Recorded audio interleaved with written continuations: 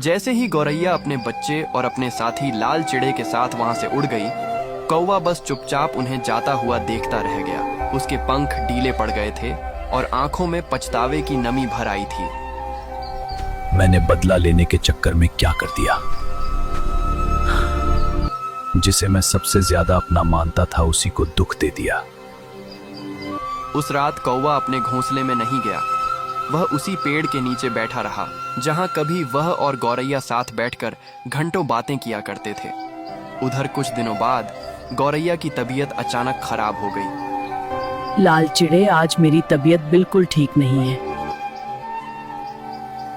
मैं उड़ भी नहीं पा रही, बच्चे के लिए खाना भी नहीं ला सकी। अरे गौरैया, तुम इतनी परेशान क्यों हो रही हो? तुम आराम करो, मैं हूं ना। लेकिन मेरा बच्चा सुबह से भूखा है, उसकी रोने की आवाज सुनकर दिल टूट जाता है। तुम बिल्कुल चिंता मत करो, मैं अभी जाता हूं और ढेर सारा खाना लेकर आता हूं। तुम्हारे बच्चे के लिए भी और तुम्हारे लिए भी। सच में तुम हमारे लिए इतना करोगे? प्यार में इतना या कम नहीं होता गौरैया, तुम बस ठीक हो जाओ, बाकी सब मैं संभाल लूंगा। भगवान करे तुम्हें कुछ ना हो, जल्दी वापस आना। मैं अभी आता हूं, तुम बस हिम्मत रखो। इतना कहकर लाल चिड़ा जंगल की तरफ उड़ गया। खाना ढूंढते ढूंढते वह जंगल के उसी हिस्से में पहुंच गया जहां उसकी पहली मुलाकात गौरैया से हुई थी। अचानक उसे किसी के कराहने की आवाज सुनाई दी। लाल चिड़ा घबराकर उस दिशा में बढ़ा। जब वह पास पहुंचा तो उसने देखा कि एक बूढ़ा लाल चिड़ा घायल हालत में जमीन पर पड़ा था। उसके पंखों से खून निकल रहा था। आप कौन है? आप कौन है? तू मेरा बेटा है।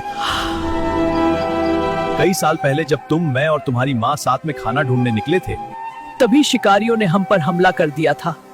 तुम्हारी माँ घायल हो गई थी। उस अफरा तफरी में तुम जंगल में कहीं गुम हो गए थे। जब तुम्हारी माँ ठीक हुई तो हमने तुम्हें बहुत ढूंढा, दिन रात ढूंढा, लेकिन तुम कहीं नहीं मिले मेरे बच्चे के। लेकिन बेटा, भगवान ने आज हमें मिला दिया, मगर समय बहुत कम है। तेरी माँ और तेरे भाई बहन बहुत बड़ी मुसीबत में हैं। क्या हुआ उन्हें?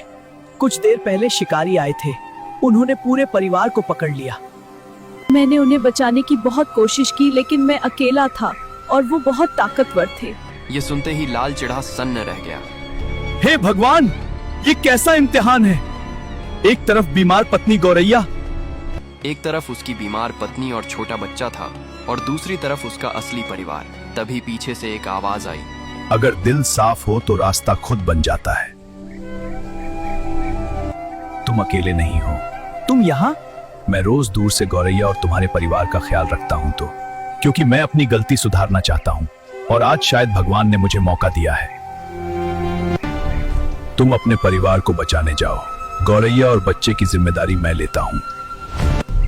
तुम्हारा परिवार तुम्हारा इंतजार कर रहा है और गौरैया मेरी पुरानी दोस्त है।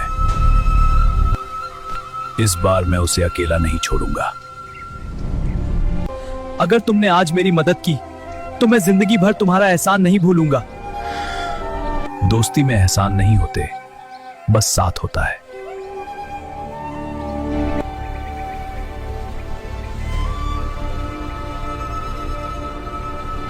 अब आएगा खेल का असली मजा। गौरैया, मैं आ रहा हूं। अगला पार्ट देखने के लिए कमेंट में लिखो पार्ट 6।